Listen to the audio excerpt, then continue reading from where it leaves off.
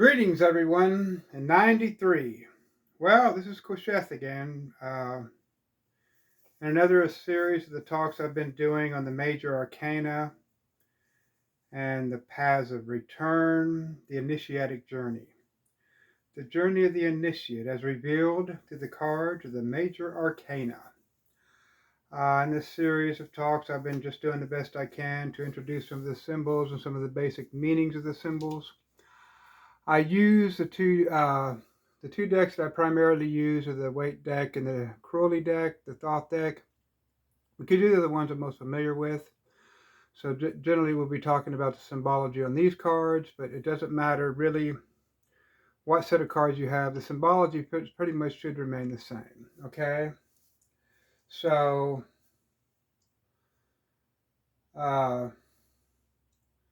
we'll begin. Tonight, we'll be talking about the 19th path that connects Qesheth and Gubura, Jupiter, and Mars. This is a path that is now out of the paths of the personality into the realms of the spirit. And the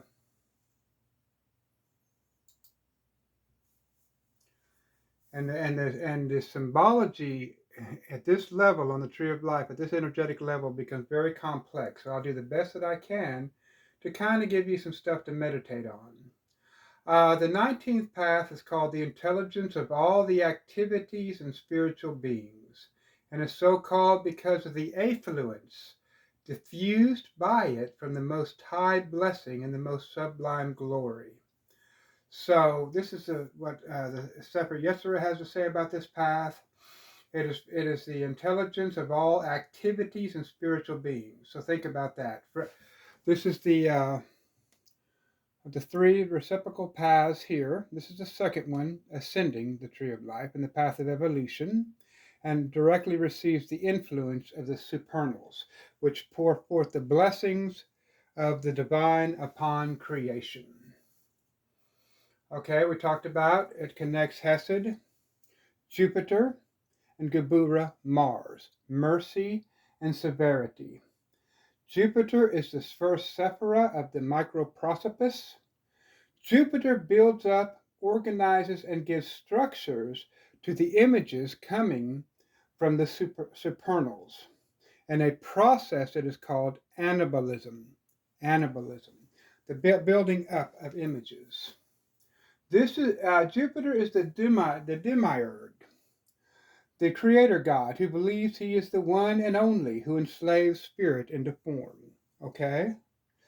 Mars, on the other hand, Gubura, breaks down, refines, and purifies the images in a process called catabolism. This path is a path of balance between these two extreme opposites on the Tree of Life. This is the first path of the microprosopis that unites all the opposites below the abyss. By taking this path, the path of the serpent, we talked about that. There are two paths. There's the path of the military, the path of the mystic, and the path of the magician, where the aspirant of the initiate unifies all these various aspects of themselves. But also, by taking these paths, which are subjective, he experiences various levels of spiritual realities and, in turn, acquire special gifts and magical powers that are called siddhis in the Vedic system. So, this is the path of the magician, the path of the serpent, the path of return. Which is the path of evolution. Where in evolution, the path of creation, that coming into things, it is the path of the sword. So you've heard the term the sword and the serpent. This is also the path where the sword of will, the sword of discrimination, will be formed and used by the aspirant to slay the passions of the lower nature that may be reborn and transformed into the red lion. For the sword is the weapon of Mars. Again here.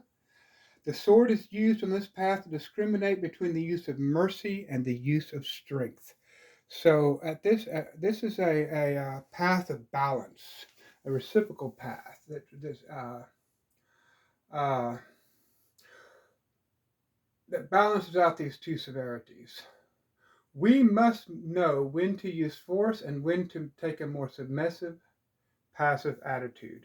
So this also represents the two paths for the ascent of the tree of life, the paths of evolution, the path of the mystic and the path of the magician. The path of the magician, the path of evocation and magic, is a path of force. The path of the mystic is a more submissive path, the path of meditation. In Thelema, these two are mixed, which makes it a good system for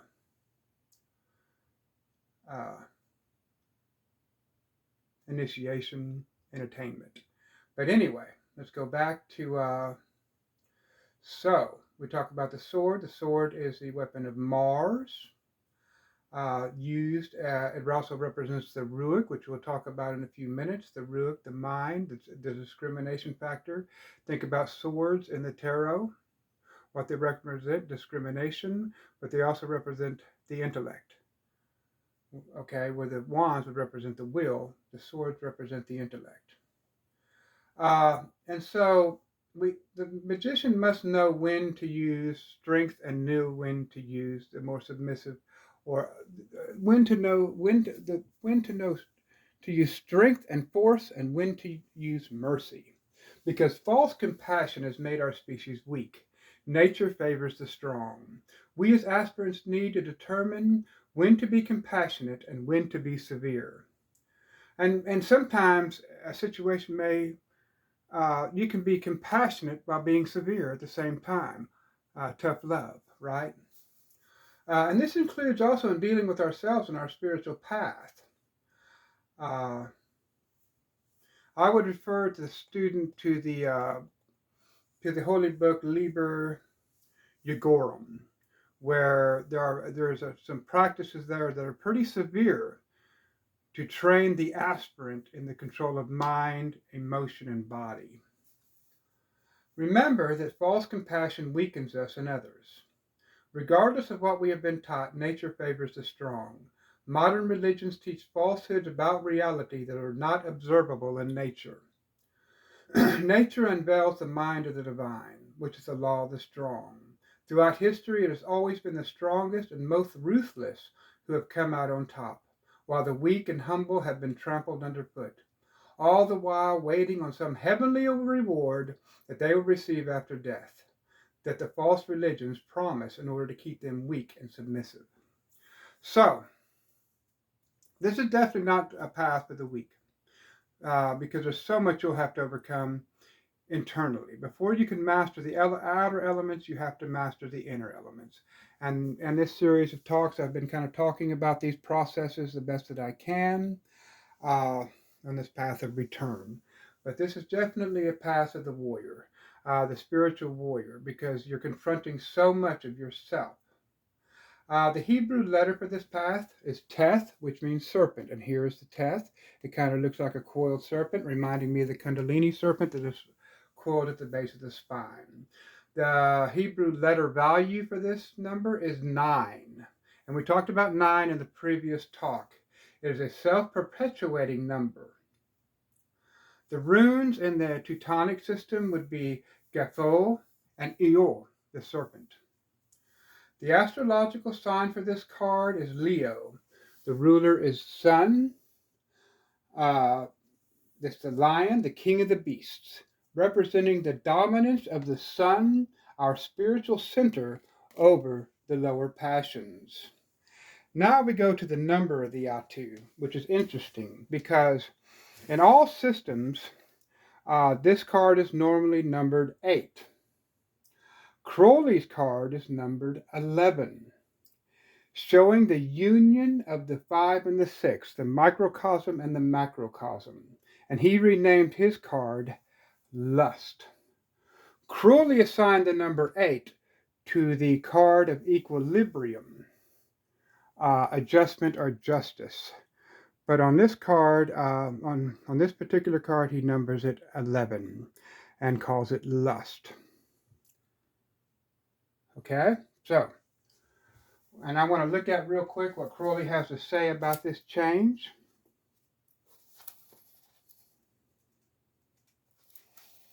Excuse me. This trump was formerly called strength, but it implies far more than strength in the ordinary sense of the word. Technical analysis shows that the path corresponding to the card is not the strength of Gebura, but the influence from Hesed upon Gebura. The path balanced both vertically and horizontally on the tree of life. For this reason, it has been thought better to change the traditional title. Lust implies not only strength, but the joy of strength exercised. It is vigor. And so, if you think about his change in the title and the number of this card, it makes sense because this card is definitely the card of the formula of the 5-6, the union of macrocosm and the macrocosm and microcosm. And 8 is definitely a card of balance and is definitely properly attributed to justice. Okay, let me go through my notes here. The tarot title for this card is the Daughter of the Flaming Sword.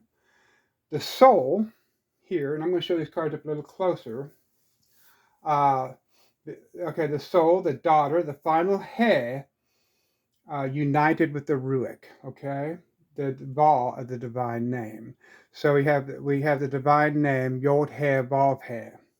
She is the final he, united with the Vav here, the final he, united with the Vav, and placed upon, again, the throne of her mother. And we've discussed this in previous talks. Okay, this card symbolizes the great marriage as it occurs in nature, meaning this is the natural relationship between soul and spirit in their proper order and continual communication as it should be. Any seeming separation of the two is caused by the oppositions present in an incarnation.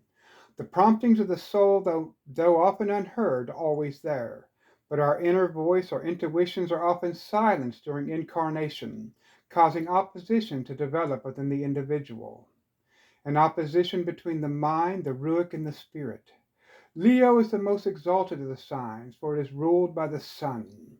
It is the sun who rules the entire astrological chart. The sun is the ruler of the planets in astrology. And remember, in astrology, what do the planets represent? The various aspects of ourselves.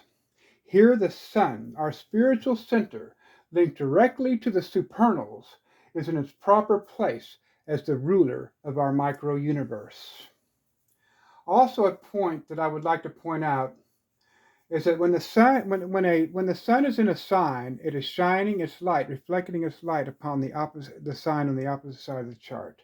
So when the sun is in Leo, it's shining its light into Aquarius, the sign of universal consciousness. Think about this and the meaning of this card, showing the new awakened universal consciousness of the aspirant. Okay, this path crosses the path of the high priestess, which is the path which descends from the supernals, from the path of Daleth, Venus, linking our sun center, our spiritual consciousness, to our source, the Yeketa. Okay, so these are the various parts of the soul, right? The Yeketa, the Kia, and the Neshama. Okay. So the Yeketa is the Kether aspect of our spiritual being. Here, the Yeketa informs the sun.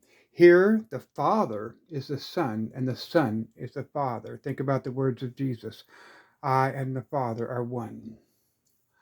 And I only use Christian terminology because that's what most Western minds are used to. And so there's a lot of mysteries within Christianity, within Gnostic Christianity. So, but anyway, so it kind of that's a great analogy. Tipperith, our spiritual center, is the Father in incarnation. The High Priestess card, which is ruled by the moon, represents the universal unconscious. Here linked with the personal unconscious, represented by the Yesod and the path of Quoth. The sun is also represented on the path of Resh. Remember, we talked about that in an earlier talk, where the child is experiencing the first level of control over the lower passions through the use of reason alone. Okay? For early in the journey, the aspirant down here in the paths of personality, the aspirant has nothing else to rely on except his reason and discrimination. But now, this spiritual center of himself leads the way to higher levels of consciousness. Here, the union has been consummated, a process that will be completed on the path of the lovers. This is the union of moon and sun, consciousness and unconsciousness, and I would recommend the study of Jung for further study on this. The symbol of the sun and moon has been used by many mystery schools throughout time. The union of the moon and sun, the consciousness and unconsciousness, gives birth to new creation, referred to as Mercury in the Hermetic sciences, and the worshipful master in Masonry, which all refers back to what?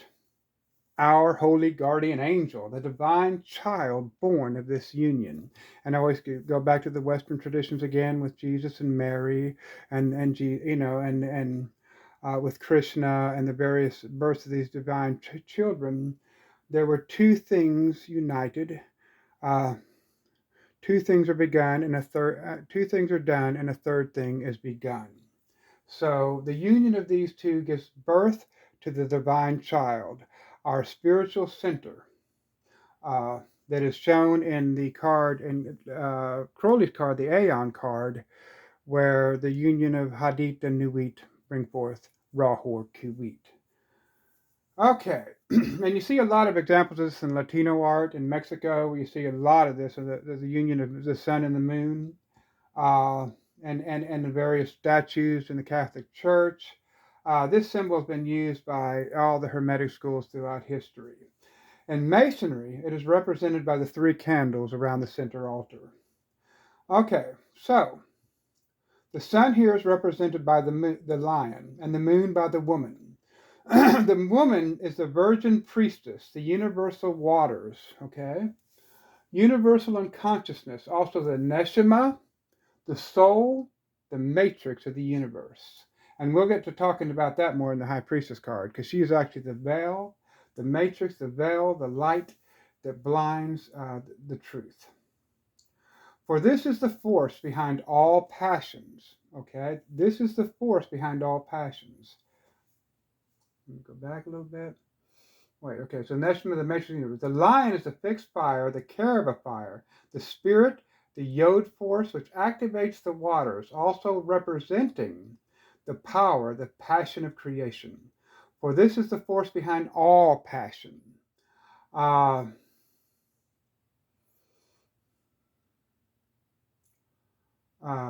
The force of the passions manifested in Netzach is divine force, manifested as raw nature, instincts, the beast in manifestation.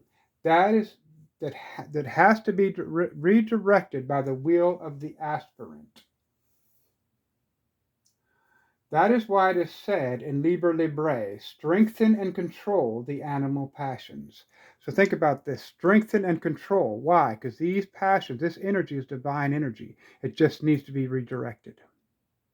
And so we are not a path of eunuchs and celebratory people who try to deny and cause conflict within ourselves by denying our animal nature. No, we embrace it, strengthen it, and focus it. And that's kind of what she's doing in these cards. Think about what she's doing in these cards. Excuse me, I'm just going through my notes to keep myself on track and to make sure I make the points that I want to make. Okay, this force, this wild creative force of the universe is now tamed and harnessed for use by the aspirant. Otherwise, it just drives us to the death through lust and craving all the time. So it is now harnessed for use by the aspirant. For the animal must be directed by divine will, or you will have what you see in the world today: hate, war, uncontrolled lust, greed, and gluttony. Okay, so this is what happens when the animal takes control of the human, and this is what's causing environmental destruction. It's causing the problems that we see in the world today, and it's very unfortunate that most people that you meet are animals. They're not even human. They're operating totally from their emotional base instincts, and so again, but the divine is hidden within there. But the problem is, they're controlled by their shadow, and by being controlled by their shadow, uh, they're not very useful. And again, I've discussed in earlier talks, it's through the redirecting of the creative force, the serpent energy, from lower aspirations to greater ones, that we attain to the great work. And another great story to do with this card is Daniel in the lion's den, which is a great analogy to this card. This is the Atu, the lion serpent. The lion is the king, the purified and directed animal nature. The woman, the soul, now dominating, controlling, and redirecting the animal passions. The serpent is also the serpent of wisdom, referred to in Genesis, who is both savior and destroyer. He is the Nekesh. Remember, we talked about that the word in Gematria, Nekesh and Messiah add to the same. He is also Enki in the Sumerian myths, who sought to free man from the overbearing rulership of Enlil. Uh, the symbol of the serpent has been used to represent the undulating. The symbol of the serpent has also been used to represent the undulating current of energy which holds creation together in manifestation, creating the positive and negative currents that make physical manifestation possible.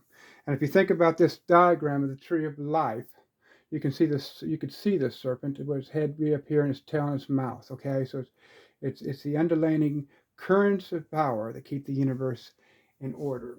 And this diagram that you look at, this tree of life diagram, is not necessarily how the universe is set up. This is the spiritual universe is set up. This is a reference chart, something to help us understand and sort out and file this information. This chart wasn't even used in Kabbalah, I think, until, like, correct me if I'm wrong, but around the 15th century, I believe. I'm thinking it was. The lion and the serpent are both interchangeable. Both are redeemers or destroyers, as I've talked about in my previous talks. And in alchemy, there's so many different symbols, and lions and serpents mean so many different things. But there are actually three. I'm going to talk about the three lions that are most talked about in alchemy. The green lion, meaning life in its natural state, fertile and ready to begin the next cycle of being. The red lion represents the purified instincts, and the old lion, which represents the eternal, unchanging, untarnished part of ourselves. Also on this path, interestingly enough, the secret to the hidden Sephira Da'at. There's a secret Sephira here that we don't see on this particular chart. It's called Da'at. So in this path, the secret to the hidden Sephira Da'at are revealed to the aspirant. The hidden Sephira Da'at contains the secret of creation.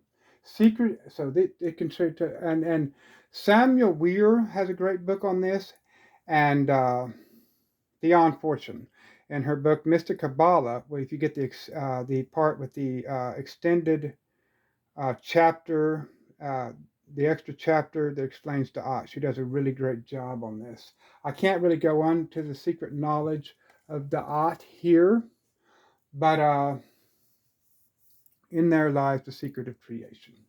We'll leave it at that. But these, interesting enough, as I have discussed before, I've been affiliated with the Ordo Templi Orientis. I was affiliated with them for many years.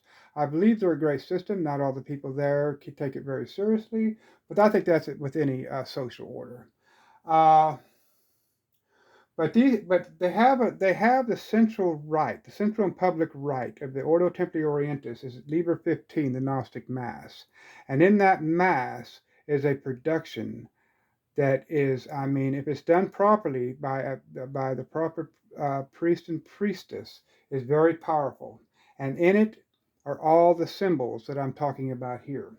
So These secrets are actually revealed in the Gnostic Mass of the Ordo Templi Orientis for those with eyes to see.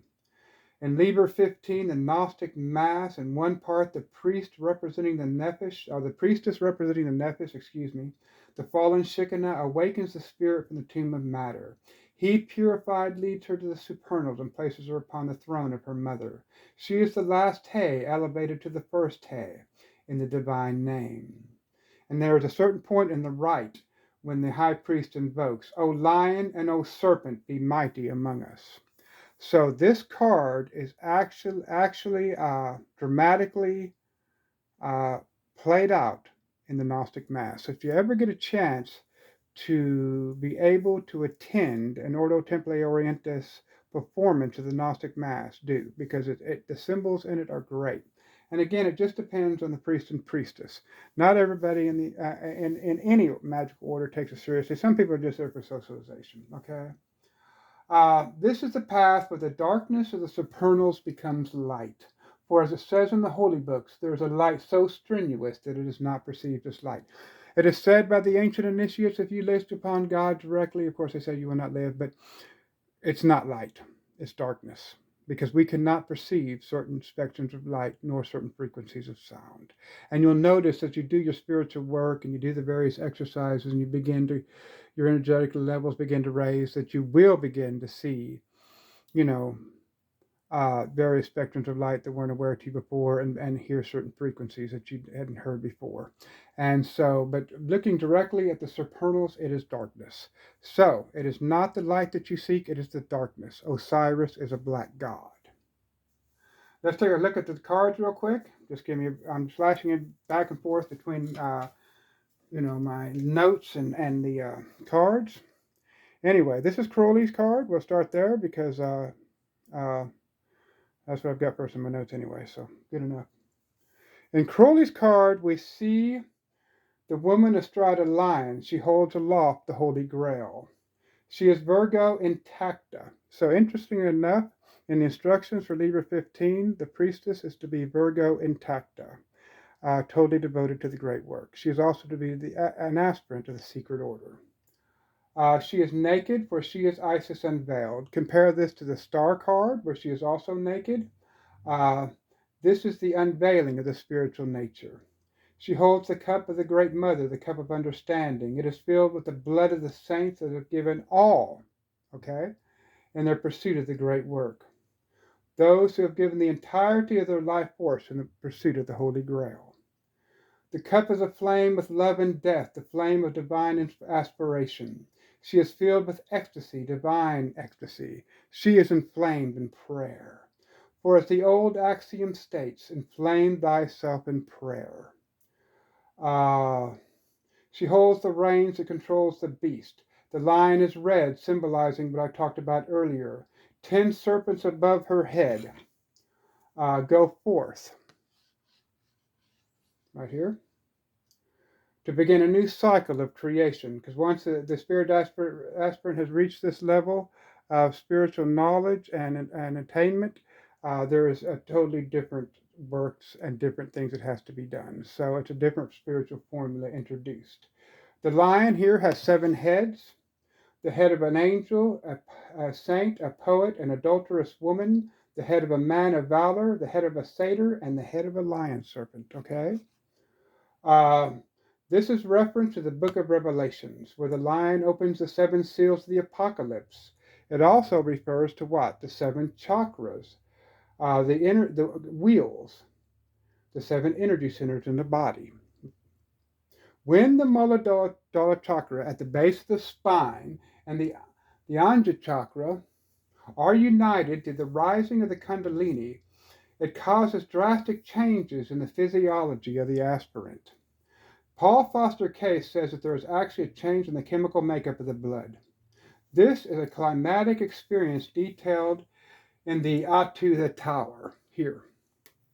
One of the first receptacle paths that you would have to go through, one of the first veils.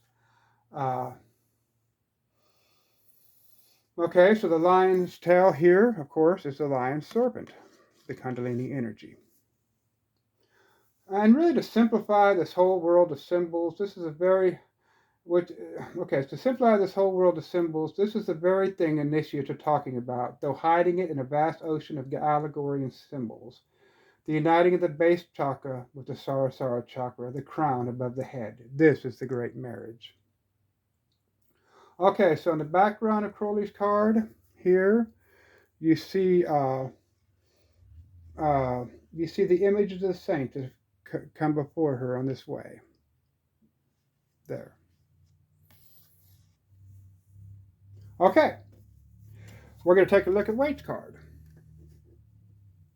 Put that down. Get Waite's card real quick.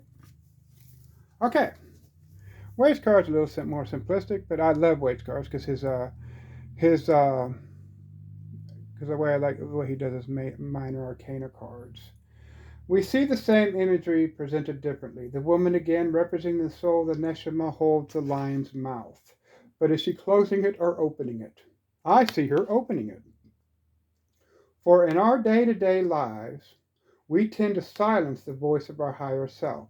Now, guided by spirit, our passions are serving our wills.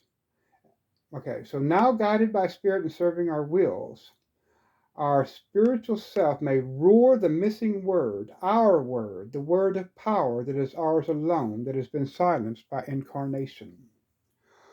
My Masonic brothers will understand the analogy of the missing word. Okay, above her head is the affinity symbol, seen also in the magician card, and we'll talk about those cards as we go up. I'm kind of slow getting this done. Showing will. Okay, let me get that back in there. Showing will, controlling the vital life energy. In the background, you see the mountain seen in many of Waite's cards. This is the mountain of initiation, Mount Zion, Mount Ameginus, the pyramid, the Temple of Solomon. The flowers, you see this garland of flowers, representing Venus, shows this as an act of love. So think about this. This is the path of Venus, showing that this is an act of love, love under will.